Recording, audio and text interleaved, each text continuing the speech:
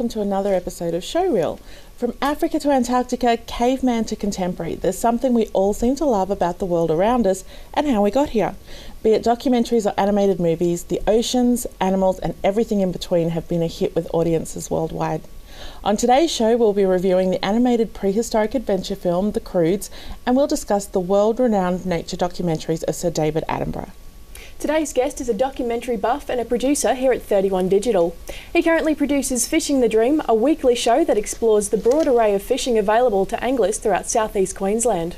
From the sea to the studio, we're very lucky to have him here on Showreel. Welcome to the show, Fraser Clark. Yay. Thanks. So Fraser, tell us about Fishing the Dream. Well, Fishing the Dream, it started out as an idea in my head, and we're looking at all the different fishing shows around. We're like, how can we make a fishing show different to other fishing shows? So we stripped it right back and, well, let's go to the amateurs. Let's go back to the basics and teach the beginners on how to get into fishing. So it's really suited for you. Don't have to be a big fishing buff and know everything there is about fishing and be hardcore into it to follow it. No, well, look at me. I can't fish either, so no, you don't have to be a hardcore fishing buff at all. But if you are, I guarantee you'll still learn something. Excellent. So Fishing the Dream is heading into its second season now. What do audiences seem to love about it? I guess so. I guess because it's local. Everyone loves to people seeing fishing their own fishing spot, you know, and people like seeing other places in Brisbane where it's been fished or where they haven't fished before. I think a lot of people like the exploration side of fishing, so it was really cool. We went up into the dams, went into the bay, we went offshore, we went down Tweed. Yeah, it was really good. Awesome. Now, I actually went away this weekend for the long weekend. I went to Fraser Island and I had a hand at fishing. I think I'm a little too noisy to fish because there were no fish there. Tell us some of the great places that you've taken the show to locally. Well, Wivenhoe was pretty special. Like the scenery out there was just amazing, and to see the devastation after the flood and everything starting to flourish again was beautiful, and all the wildlife, like we saw so many snakes and all crazy eels and stuff like that, so it was really good. Oh wow. You're involved with a new program called Frequency. Could you tell us a little bit about that? Yeah, Frequency's in production at the moment. It's a music show, but it's more about sound itself, you know. It's not so much about the bands and just showing bands off. It's about sound design, it's about music production.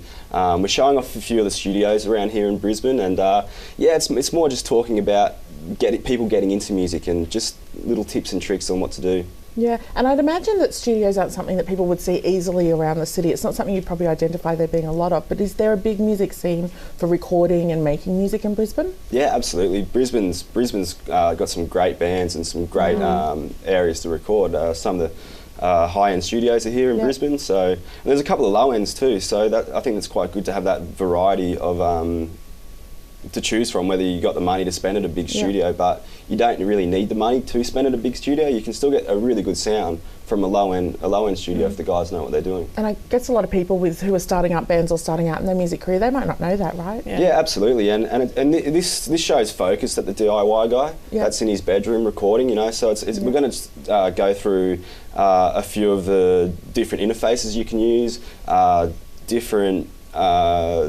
instruments and how to record instruments, how to mic up amps, maintain your guitars, maintain your leads. So it goes into a bit more depth than just your average music show. So we might have some budding young artists at home that watch you, and we'll see them at the big day out in a couple of years' time. Well, I hope so. That'd be pretty good. Now, from fishing to sound, it's a bit different. How is Frequency different to the other projects you've worked on? Well, yeah, that's a good one. Hey.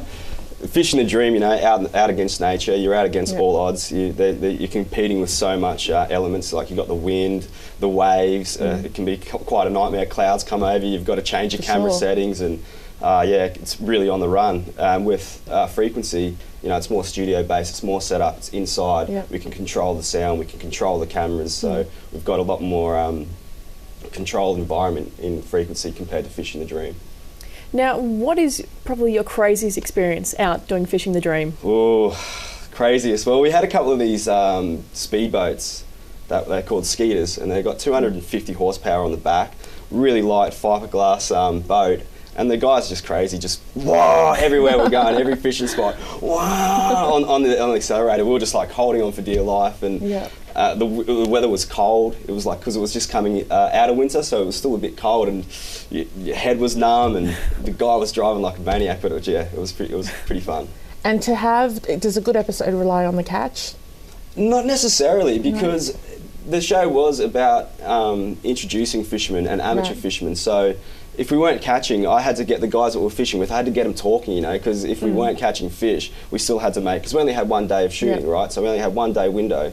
So if we didn't catch anything, we had to get as much information out of the co-host that we could possibly get. Like, because if you're sitting there just casting all day, and it's a pretty boring show, so we really had to get the guys talking. But a catch is bonus. Oh, absolutely. A catch was bonus, definitely. So, Awesome. but we did catch, there was only 1 or 2 episodes where we only caught 1 or 2, so yeah, it was quite hard to edit, going back into the editing suite to go, how am I going to make this story work? And with 1 fish, you know. Is there a particular fish that you catch a lot of in the local area around here? Is there one sort of native? Yeah, snapper's pretty common around here. The flatheads are pretty common as well. So yeah, you get a good mixture here in Queensland, because you've got the tropical waters, and then you've got the waters from the southern, the cooler waters all merge here in Queensland. So yeah, you get a good variety up here. Queensland weather is notorious for being perfect one day and scary the next day. What kind of challenges does that pose when it comes to things like lighting and sound? Yeah, well, because it's you're out shooting in outside, you really rely on your natural light. So every time I sort of go out, you look at the sun, you go, oh, well, where can I set up? Where you got to get the guys? Can you point the boat this way? I need my cameraman here. I need him to shoot this way, because I can't Just turn the boat around a lot. Yeah, absolutely, absolutely. Trying to get in the right spots, but also too, you got to be where the fish are. So yeah, you've got all the elements against you. The wind was one of my major problems. It was like, I can't have a show and it's just through the mic, you know. Like a wind tunnel. Yeah, and no one wants to sit through that. So yeah, always having to get the guys the mics as well hidden as possible and out of the wind as possible was one of my biggest challenges, was definitely the sound. That's got to be tough. Now we are on Showreel. It is about TV and film. So what kind of shows do you like to watch? Well, I like a bit of variety. I like the sort of cartoons, like The Simpsons, of course, because you know, they're one of my favourite. Grew up on The Simpsons. There was the Spartacus was another good season that I really liked, season 1 and 2. I don't know if they've filmed season 3 yet, but I was really into that. That was really cool. And yeah, I like cars. Car shows are always good with me. Yep. Awesome. And have you discovered a sort of a new genre of music or anything new that you like doing frequency? I've seen a lot of studios, which what I'm really interested in is the different ways that they can produce sound and how sound works. Is, I guess, not so much a new sound, but how it works, how it travels, how different studios set up compared to like with their space and how they work it. So. Now I went to Hervey Bay over the New Year's and I broke my fishing rod before I even got to cast it. What advice do you have for amateur fishers? Don't put your fishing rod in a fan. Just keep them away from fans. Just get out there and do it. Live bait. Use nice light gear. Like don't over fish what you're fishing for, because you know you don't need a big heavy rod if you're fishing in the estuaries. But always go to your local tackle shop. Ask them what's around, what's working. And they'll always give you the best advice. Yeah. Sounds like good advice. Well, that's all we have time for, but we'll be back in a few moments and take a look at the new movie, The Croods.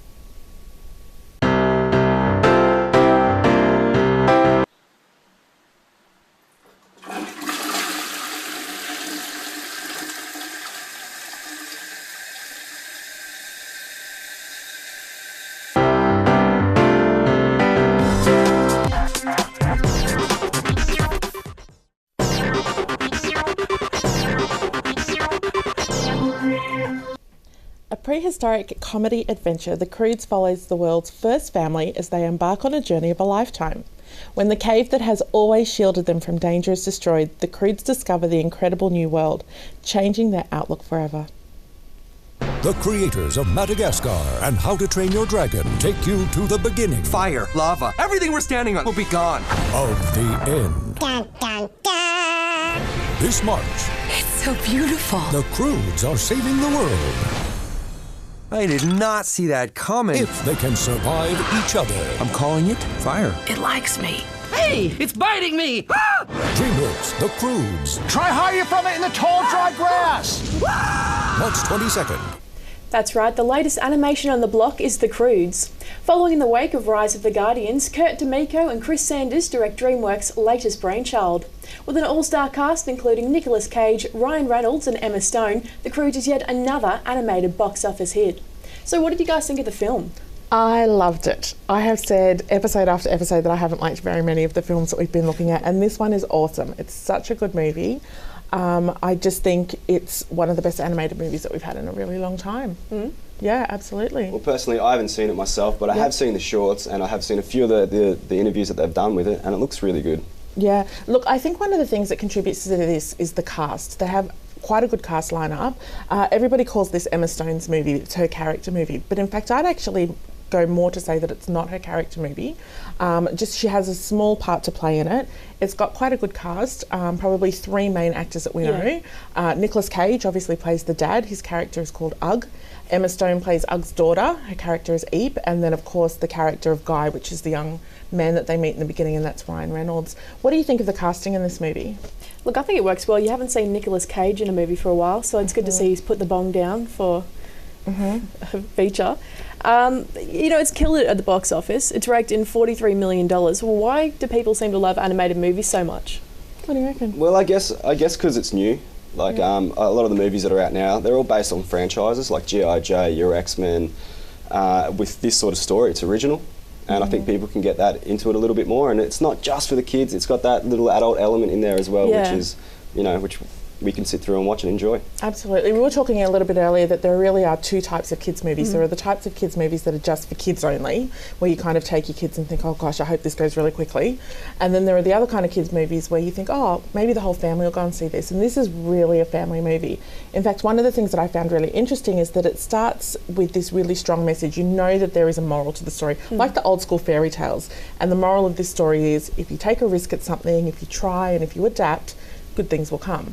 So I liken this a little bit to things like The Simpsons, where there's a bit of humour for the kids, but there's also a bit of humour for mum and dad as well. I think that definitely Nicolas Cage's character was spot on for this movie. Some people get annoyed by his voice and think it drawls a little bit. And if it does, and if it is annoying to some, this is the best movie for it because he plays Dad. And Dad is really, really cautious and doesn't want them to go out into the world. Funny thing is, this movie was actually based on John Cleese, I believe, who helped in the production of the movie. He had this huge fear of technology. Yeah. So that's what the whole movie is based on, like just this fear of technology and evolving and changing. Well, I thought that was interesting. I did not know that. He was involved in that movie. The things Wikipedia tells you, honestly. Yeah, unbelievable. This movie was definitely made for 3D. I saw it in 3D. I didn't expect to see it in 3D. When I got there, the session was in 3D. And I would say that this ranks up there visually with Avatar.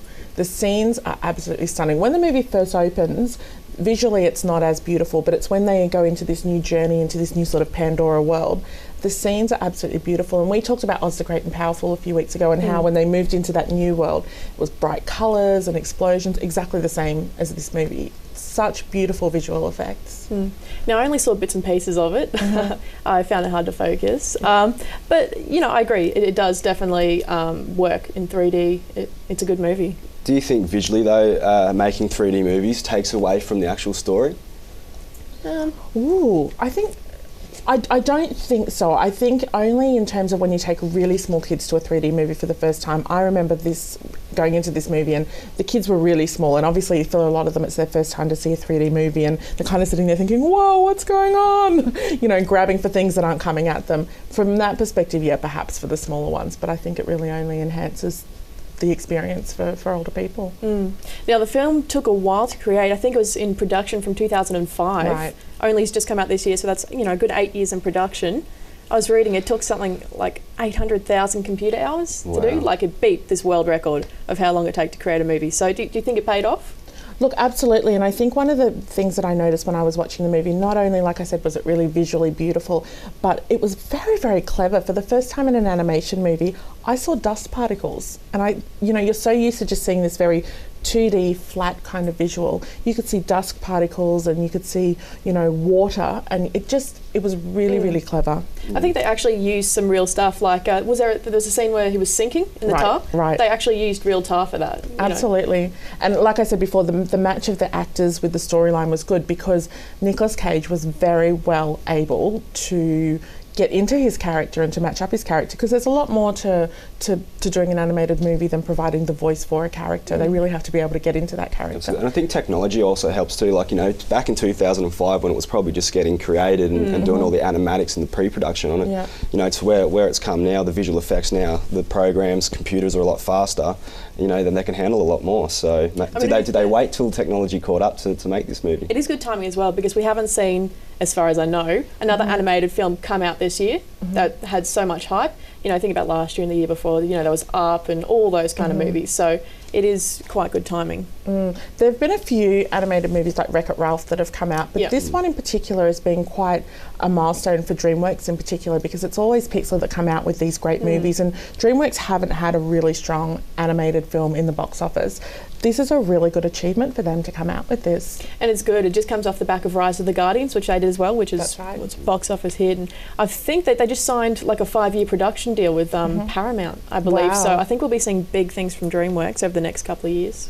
And how important do you think it is to match the right actors with the right movie when it comes to familiar voices? Do you think it's really important to have voices that are recognisable? No, absolutely. I think that, you know, when you're watching these animated movies and you see the character, you can really relate to the actor as well. You know, if they don't pull it off, you're not gonna believe that character as much as you would, you know. I mean, it kind of takes away from it a little bit as well, though. Like, I can't take Nicolas Cage seriously. I just can't. And so when I see him doing that, all I think of Nicolas Cage, a picture I saw where his head was photoshopped on a chicken. That's all I see when I hear him in a film. So do you think it does kind of overshadow the movie a little bit when you get such big name actors in there? Sometimes I think it might. In this case, I think, like I said earlier, it did really good things. Nicolas Cage is the perfect actor to play this role. He's got that kind of drawl between his words, not his sentences, and his character in this movie is a very I don't know, like a very sort of by the rules kind of dad, and doesn't want change, wants to protect his family, and it's that kind of Sweet Home Alabama, Con Air, good father character that we're looking at. So look, I think if you haven't been to see this movie already, you definitely should go and see it. It's a really, really, really good movie. I'm not up for animated movies most of the time, but I probably would see this again, might even buy it on Blu-ray. Wow. Yeah, I think it's pretty good. So you're pretty impressed with it. Well, I am, I think I'm going to have to go see this movie now. I think you need to. And I think if we were going to rate them out of 5, I would probably give this movie a 4. I'd probably give it a 3. 3, and based on what you've seen? Based on what I've seen, it's hard to say. I'll say about a 3. I really like the animation. I think the animation already looks awesome, and the visual effects. I just love that sort of stuff. Yeah. So. Well, with like any other film, this film's going to have its lovers and its haters. We'd love to hear what you think about it. If you've been to see the Croods or you're looking to see the Croods, jump by our Facebook page and let us know. After the break, we'll take a look at a man you're sure to love. It's David Attenborough.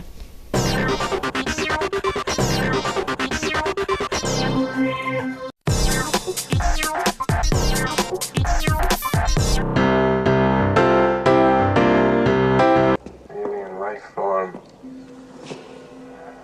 Looks like it's been dead a long time. Fossilized. Looks like it's grown out.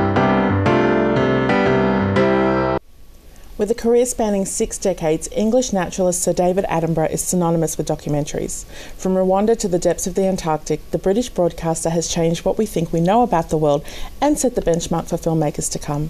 Off the back of Galapagos 3D and the recent release of the Africa series, Attenborough has sparked public interest with news he'll be heading down under this June. The Life on Earth speaking tour will take audiences on a journey through his incredible life and all of the untold stories. So what is it about Attenborough that we just can't get enough of? Well, I think, you know, it's his dedication to his job and doing the things that he loves doing for so long. He's just a real inspiration to a lot of people, I think. Absolutely, and he's very much dedicated not just to his profession but also to a cause. He's bringing things that we think we know about the world, or things that we have no idea about, and he's bringing them into the homes of people. That's quite phenomenal. Oh, absolutely, and the quality of his films is just it's unbelievable. Like, you can't believe that he goes out there with his crew, his team, in the middle of nowhere, with these high-speed cameras to capture some of the things that he captures, and they don't happen overnight. You know, it can be 3, 4, 5 months just waiting for that one shot.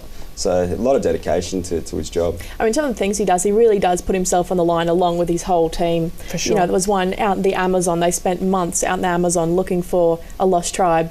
They woke up in the middle of the night with these people with human skulls standing over them. They found the tribe. It was crazy. And how old's he now? He's in his 60s, you know, so yeah, he's quite old. He's getting on to be doing that. It's quite phenomenal, really. Yeah, I think one of the most amazing things for me with his work is back in the day you would have to go to your Encyclopedia Britannica to sort of to learn about these things, and there's one thing to read about the Antarctic or something like that in an encyclopedia, but to see it brought to life on the screen, it's really quite phenomenal, and the imagery is so sharp. And I think that my only regret about his work is that imagine how amazing, much more amazing his work would be in 50 years' time with new technology. But for what the technology that he's had to work with and the evolution of technology, I think he's done an incredible job. Absolutely. And the lengths that he goes, like you say, he goes to the middle of the Amazon looking for lost tribes. He goes to the Antarctica just to get shots of the penguins and evolution, how he goes to Galapagos Island and does all the research. Like, it's crazy. It must take him months and months and months just in research alone. And you can imagine the number of people on set. Like, there's the obvious people that we think about when a program is made. You have your camera and you have your supervisors and your writers and producers. But for these trips, like you're saying, they're quite long trips. So you can imagine just everything from caterers, safety officers, so many different positions that you would never even think about. Massive crews, up to 100 people on location at any given time. Especially in areas where you don't have contact back home, you know, out in the middle of the Amazon, middle of the Antarctic, you can't just text someone. Right. You know I read what I mean? actually that there's a whole team of IT specialists that look at just the comms, just information coming in, fact checking coming in. It's quite a phenomenal event. Yeah, like the crew must be very highly praised in his Best of the work. best. Because what they do, you know, all lengths. Can you get paid enough to go down and dive in the water in Antarctica, set up a camera, and go back down and get it? I mean, the things you would see, though, would be an incredible experience. Oh, absolutely. Like, even watching behind his scenes, the lengths that he goes to get the shots of the polar bears and the cubs, you know, he's got a jib on a little life raft and they're sitting there going, it's crazy. Absolutely. And you see the way that his work is now introduced into education and into schools. That's really quite remarkable in terms of, you know, when I went to school, obviously he was out and he was doing his thing, but for the kids these days to be able to see his work in the classroom, that really takes that ability to educate them about these parts of the world to a whole new level. Yeah, he really brings his documentaries to life, and you know, you get sucked into them and you just want to keep watching, and the shots that he get, the cinematography in it, it's just amazing. Absolutely, it takes a talented person to lead that group. Oh, now he's built quite a brand for himself as well, so it's not just the shows that we've been looking at. He's got books and magazines and websites and all kinds of different ways that people can access his information. Now, one of the new series that came out this year was Galapagos 3D, and that just finished up. Did either of you have a chance to see that? I didn't, but I have been watching a bit of that Africa series, which is starting out in Channel 10 this year, and it's great.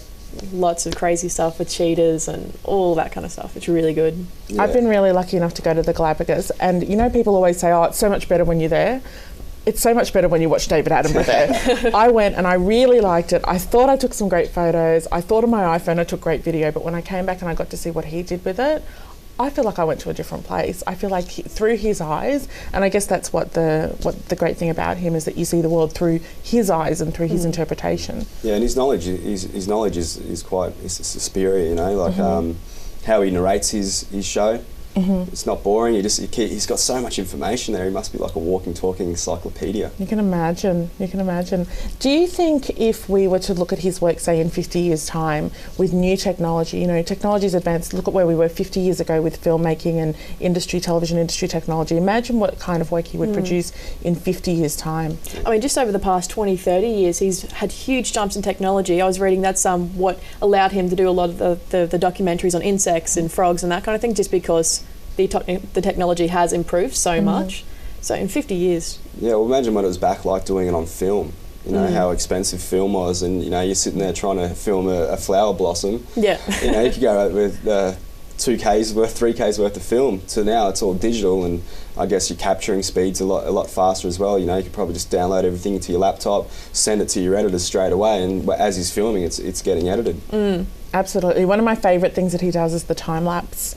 I think that allows us to be able to see. It's something that we can't see for ourselves. I don't know about you, but I don't have 3 days to sit and watch a flower open. Yeah. To be able to see that on time lapse, I think it's incredible. Oh, absolutely, absolutely. What do you think is it that we love so much about the work that he does? Because we're a nation that watches, we're a culture that watches. We watch reality TV. We watch people living in a house together with no storyline whatsoever. And on the complete other end of the spectrum, we can sit and watch him for hours. What is it about his work that you think that really gets people? I mean, he's doing the things we can't, basically. I mean, everyone would love to go to Galapagos Islands, but they can't. And just to see those things, you know, so up close, it's a great experience. I think, too, the way you say, like, through his eyes, no one can do what David Attenborough does, you know. No one can tell the stories like he tells them. So I think he's just a league above the rest. Is there a part of the world that you would love to see him work on, or an area that you haven't seen covered by him that you would like to? I'd love to see more underwater stuff. Yeah. I have this weird obsession with sharks, but I won't go in the water. Yeah. So I'd love to see him do it. Actually, that's the same with me. I'd like to see him do some underwater stuff, particularly lost cities and shipwrecks and things underwater. We can go down and sort of explore some of the cities. Maybe that have been the lost over time. Titanic or something like that. You never know. I'm surprised he hasn't touched that. I guess that's James Cameron's area, Yeah. right? Now, we talked about the technology and we talked about the crew that go out there. Do you think that it's a challenge for him to continually make something new, that people don't just look at it and go, oh, this is the same format, different area? I thought you'd have more troubles with the danger. You know, going out there, like you said, going out to the Antarctic and looking at polar bears. You know, what if they turn on you? Going into the water, you know, looking at sharks, all that kind of stuff. What if something goes wrong? And it is such a risky business where something could so easily go wrong.